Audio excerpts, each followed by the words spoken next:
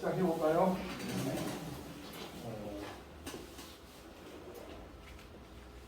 이거 읽어보겠습니다. 자활, 후명소시든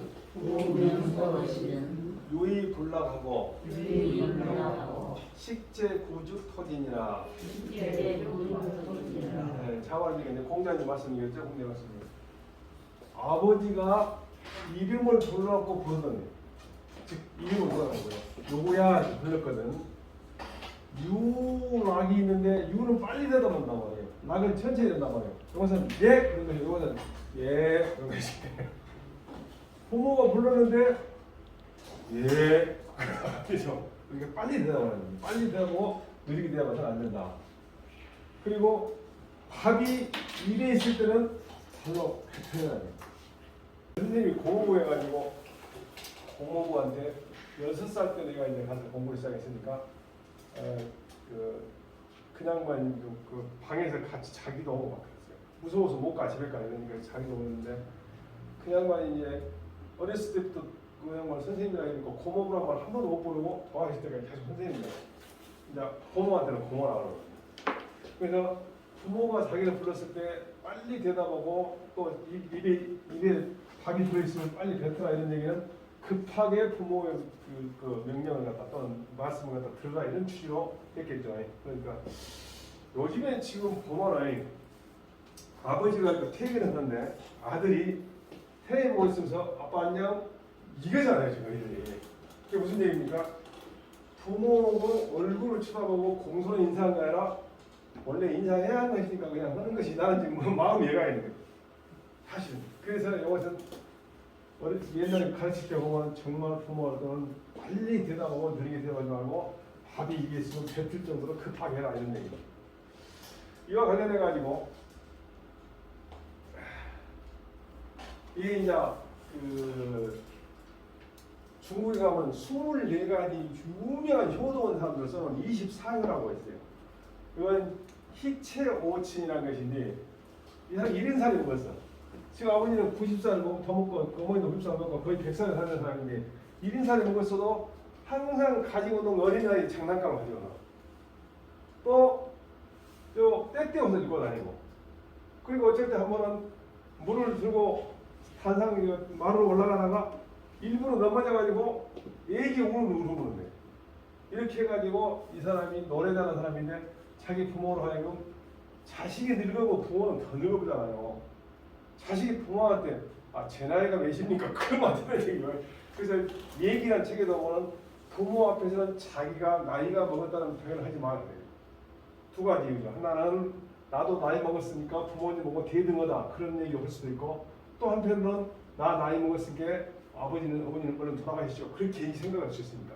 그래서 사이가 불칭론하게 해가지고 늙다고 칭하지 마라 그런 말 나오거든요. 그 중에서 아주 유명한 사람은 노래다라. 그래가지고 이 사람이 이 부모한테 이렇게 효도됐는데 요즘에는 그 다음에 노인이 90몇 살 먹은 노인이 70몇 살 먹은 아들한테 너 나 주고 뭐 주고 살래? 이긴 사람이 세상에 사람한테 살아먹는 사람인데 그래서 희채오치라고 해요.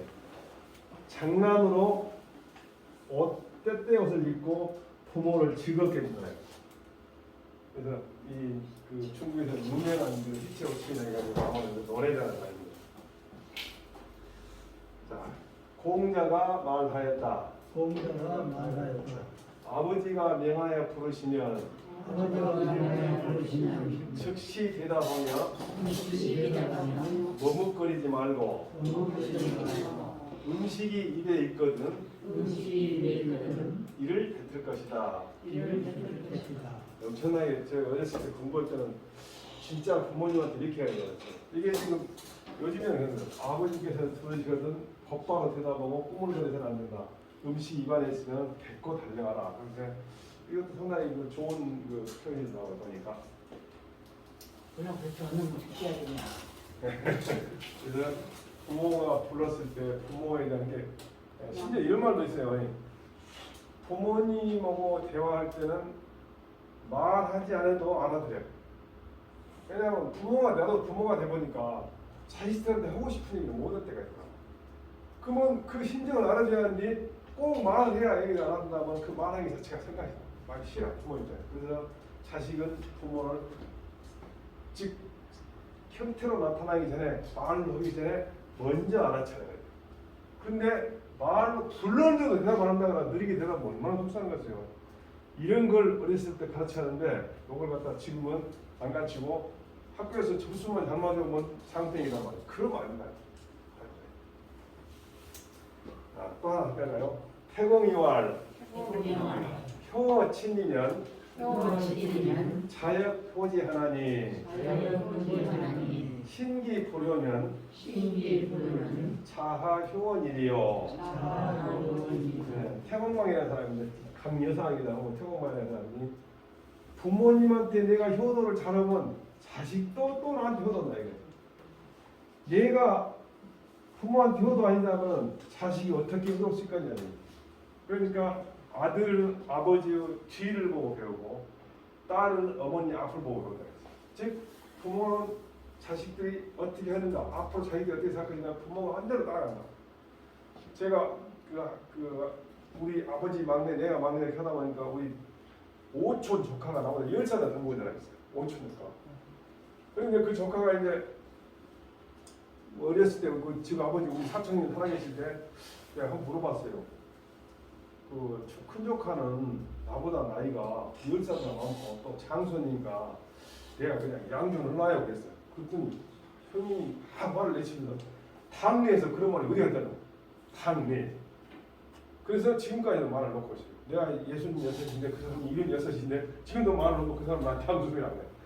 근데 그 조카가 하는 말이 아주 독실한 크리스찬인데 하는 말이 자기 손자를 키우는데 손자를 매를 다 때렸으면 좋겠다는 생각이 꿀뚝 같은데 못 때리고 있다는 게 아까워서. 근데 하는 짓거리 보면은 자기 아들 단점만 달고 다니는 거예요.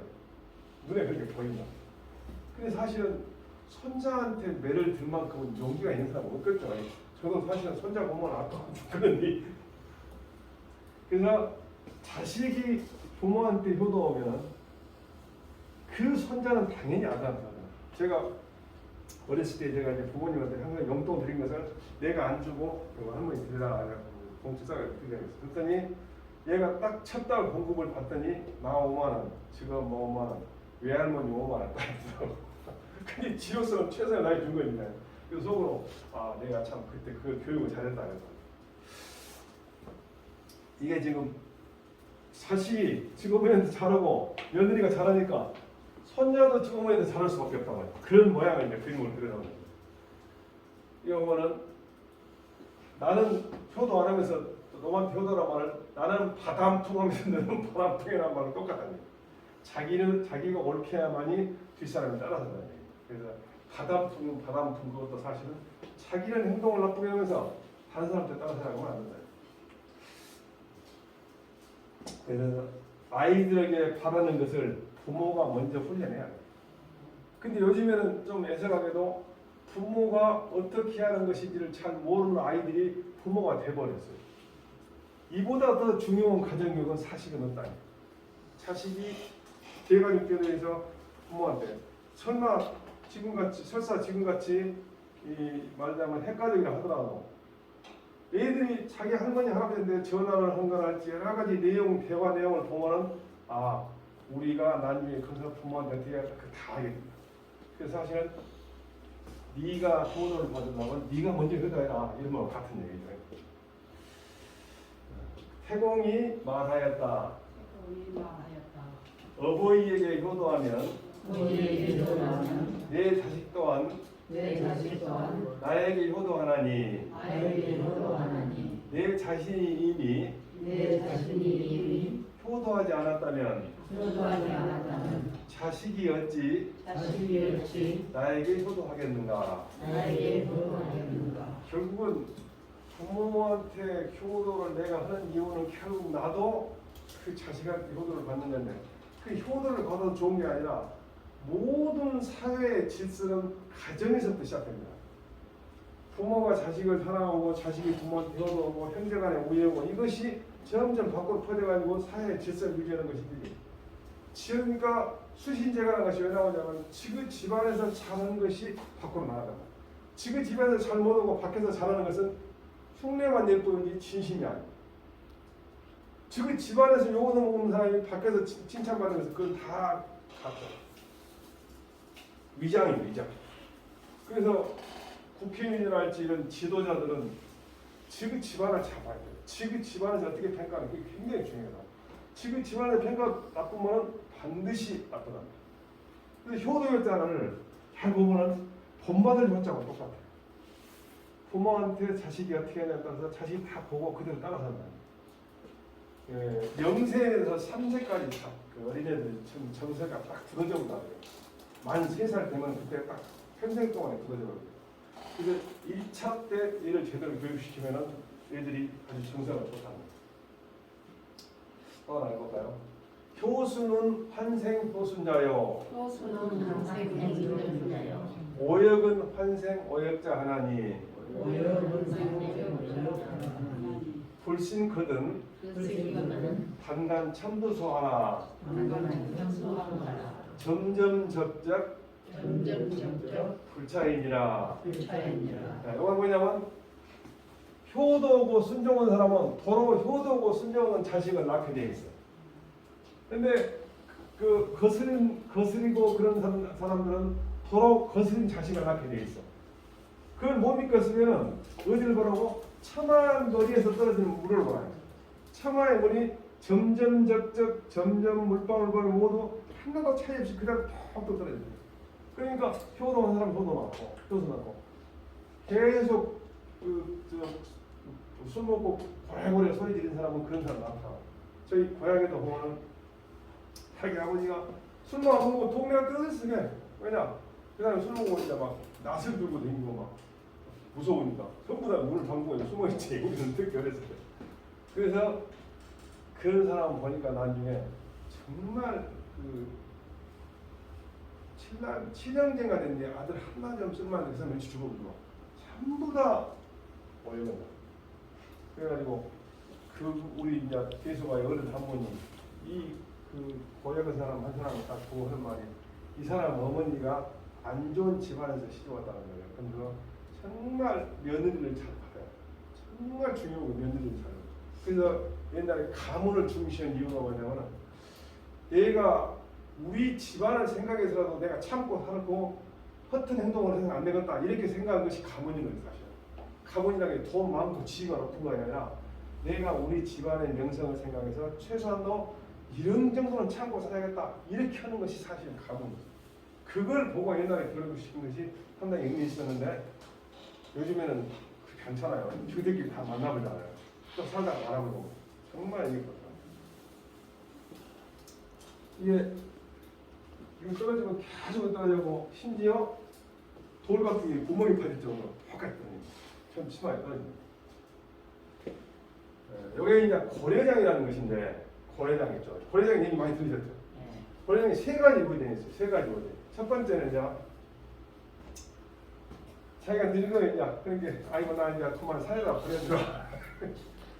그러니까 이제 집에다 집어주고 가는 자식이 아버지 그럴 수 있냐고 할머니 그럴 수 있냐고 막 그런데 어쩔 수 없이 눈물 흘리고 갔어. 가고는 가서 이제 딱 나도 가려는 게 얘기가 지게를 갖고 가려고 했어요. 그 지게 뭘로 갖고 가냐 놔둬라. 그러니까 얘가 하는 말이 아버지 늙으면 나도 같이 젊어지고 와야 할까요? 아버지 이거 나한테 배우세요. 그래서 이 사람이 깜짝 놀고 도로 모시고 갔다는 말이 하나 있어요. 그게 이제 원래는 어디 지역이냐면은 여기 이제 원곡이라는 사람입니다. 원곡입니다. 이것은 중국의 태평원함이라는 데 나오는 거예요. 여기서 이제 그렇게 따는데 또 두 번째 버전이 뭐냐면은 막 짊어지고 가서 이제 땅에 내려놓으니까 아가 갈 때 내가 오면서 나무를 끊어놨으니까 너 길 잃었더니 그 길로 살아가라. 죽으러 가는 어머니가 혹시 자식이 길이 잡을게니 나무를 끊어 하나씩 놔두고 가신 거예요. 몇 때.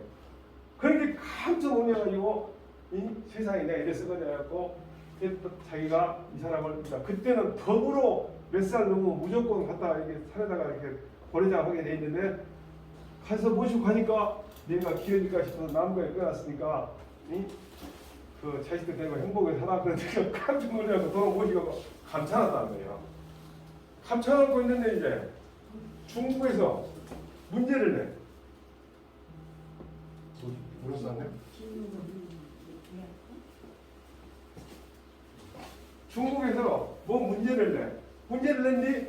요 할머니가 다 가르쳐준 거예요, 문제를. 그래갖고 문제를 다 풀어가지고 이제 할머니한테 이 사람한테 물어봐. 어쩌고 그렇게 문제 어려운 걸 다 풀었냐 하는데도 아니 내가 푼 거야 아니라 우리 어머니 사실은 요만저만 우리 어머니 고려장으로 보내야 하는데 내가 여기 해서 못 보내가지고 몰래 감춰놓고 지금 모시고 있는데 요 문제는 어머니가 다 풀어줬어. 그래가지고 고려장에서 없었다는 두 번째 버전이 있고 이것이 이제 중국에 있는 것 아니 중국에 불교에서 나오는 그 뭐 잡보장경이라고 여기에 나오고 있는데 기로우고요. 기로우에서 버린단 말이고 노는 노인 늙으면 버리고 날아가셨다는 거예요. 거기서 나온 내용이거든. 근데 여러분 다 읽으려면 오늘 저녁에 읽어도 다 못 읽잖아요. 그림 하나가 됐어요. 기록 뜨는데 차마 자기 어머니가 늙었는데 못 버려가지고 이 사람도 불교에도 자기 어머니를 딱 광 속에 딱 감춰놓고 계속 모시고 있었어. 그런데 여기서는 누가 물어보냐면 천재가 나오고 질문을 해. 7가지가 질문을 해. 근데 그런 내용을 다 맞춰본 거예요. 거기서 이제 그리고 이제 왕이 물어보지. 어쩌고 그렇게 잘 맞히냐 이게 사실 우리 어머니가 그 기록을 의무적으로 버려야 돼. 안 버렸더니 이렇게 됐습니다. 해가지고 말하자면은 이 사람을 갖다가 그때부터 노인을 버리는 풍습을 없앴다 이렇게 돼 있어. 이게 자식이 부모를 갖다가 지게지고 와서 버리면 그 자식도 원래 늙으면 버려야 한다구나. 그래서 천만 물방울이 그 자리에 계속 떨어지지 효도 온 사람은 효도 온 사람 낳고 효도 않고 거스르는 사람은 거스르는 난다. 그런 얘기가 통하는 거예요. 그래서 여기 질문 중에 여러 개가 있는데 이 코끼리가 엄청나게 큰 코끼리를 놔두고 요게 몇 킬로나 된가 몇 근이나 된가 알아봐라 그래서 그 질문이요. 그럼 그냥 지금 어머니가 코끼리를 배에다가 띄워봐라 하고 배에 얼마나 물이 가라앉은가 그래가지고 그 코끼리 내리게 하고 돌을 계속 실어봐라. 그만큼 가라앉으면 돌을 조금씩 저울로 떠가지고 합쳐봐라. 그렇게 합쳐요. 그래가지고 이렇게 맞췄다는 그 얘기가 나오거든. 그 중에 이제 한 그림인데. 그래서 고려장이라는 것이 실질적으로 역사적으로는 없습니다. 실질적으로 없어. 그 박정승이라는 사람도 다 하자고 고려장에는 우리나라에 없었는데 왜 고려장이 됐는가 하면 아까 불교에 있는 그런 기로곡이라는 것을 고려장으로 발음이 잘못된 거예요. 그래갖고 뭐 영화도 나오고 있는데 전문가들 확인해 보니까 사람 늙어서 버린 제도는 없었어. 다만 기로곡이라는 것은 불교에서 그런 전설을 만들었는데 여기 질문에 보면은 별것이 다 나와. 불교 교리와 관련된 질문도 나오고요. 그래서 이것은 실제로 있었던 게 아니라 만든 얘기다 이렇게 해가지고 진짜로 그래요 분석한단 말이에요. 근데 요즘에는 한겨레 신문에 있는 어떤 여성 기자가 그 요양보호사인가 그 자격증을 따갖고 요양원에 취직을 해요. 원래. 그래가지고 그 요양병원이나 요양원에 와 있는 사람들 취직해 보니까 실질적으로 고려자하고 똑같아. 그래서 될 수 있으면 고려장 요양원 안 가시하고 안 가시려면 어떻게 하냐? 뱃속병은 걱정 안 해도 돼. 왜냐하면 늙으면 병이 천천히 진행을 해요. 그렇게 걱정 안 했는데 다리가 저리니까 자꾸 걷는 운동 하셔가지고 다리가 짱짱하면은 사실은 괜찮아요. 다리 짱짱하고 운동은 계단 같은 거 올라가고 내려올 때는 계단 내려오지 말고 엘리베이터 타고 나는 560계단 하루에 한 번씩 올라가고 여기 지치 뒷산에 근데 그걸 자꾸 운동하셔가지고 요양원을 될 수가 없어요. 그냥 가면은 현대판 고려장이에요. 완전히 버린 거죠. 그래서 저는 저희 와이프하고 둘이 그랬어. 우리는 그걸 가게 생겼으면 어떻게 해보세요. 자, 효도하고 순한 사람은 또한 효도하고 순한 자식을 낳으며 부모에게 거역한 사람은 또한 그 애가 자식을 낳는다. 또한 그 애를 자식을 낳는다. 믿지 못하겠거든. 믿지 못하겠거든. 저 처마 끝에 낙수를 보라. 저 보라. 방울방울 떨어지니 방울방울 떨어지니 어긋남이 없다. 어긋남이 없다. 네. 그래서 효자가 효자를 낳고 불효자가 보좌를 낳았다 그런 얘기가 맞는 것 같아요. 사실은 또 어떤 면에서는 매를 좀 때려야 하는데 사랑의 매를 때려야 하는데 요즘 얘기들이 하나하나 다시 하나하나 많이 나요. 툭 낳고 그러니까 아까워서 못 때린가 봐요. 저도 이제 그 8남매 중에 하나였는데 제가 8남매 중에 이제 7배째인데 하도 형들이 혼이라니까 내가 무서워갖고 엄청 잘했죠. 우리 아버지한테 별로 안 많이 봤어. 우리 아버지가 다른 형들은 뭐 지천도 보면 내가 안 맞으려고 잘해보니까 나는 일이 잘한다고 지천도 안 되고 그랬어. 마당도 잘 쓰고 내가 이런 말 했더라고. 그리스 경안에 집안에 노인이 없었던 비전이야. 제가 그 어린아이 키우면서 제일 걱정됐던 게 아이가 갑자기 무슨 그 고통을 호소할 때 방법이 없다.